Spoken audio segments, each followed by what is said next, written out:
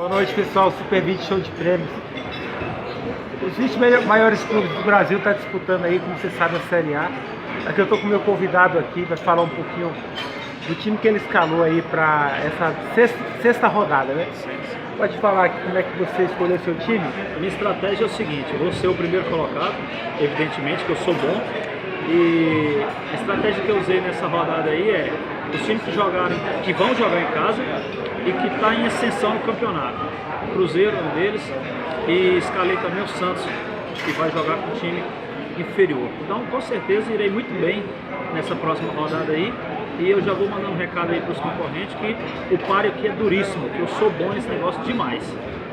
Tem algum jogador que você hoje não escalaria? Guerreiro, não escalo Guerreiro. Guerreiro? Não escalo Guerreiro. E o Grafite?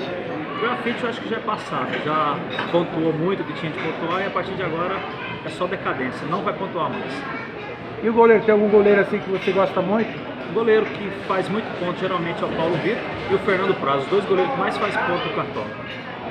Como você viu aí, ele tem opinião própria, isso é importante, venha participar do nosso quadro aqui. Eu vou entrevistar você, vou levar o seu dinheiro, R$150 para o melhor de junho e R$300 aí pro pessoal que ganhar o primeiro turno aí dos cartoleiros aí, ok? Muito obrigado aí, boa noite. Até mais.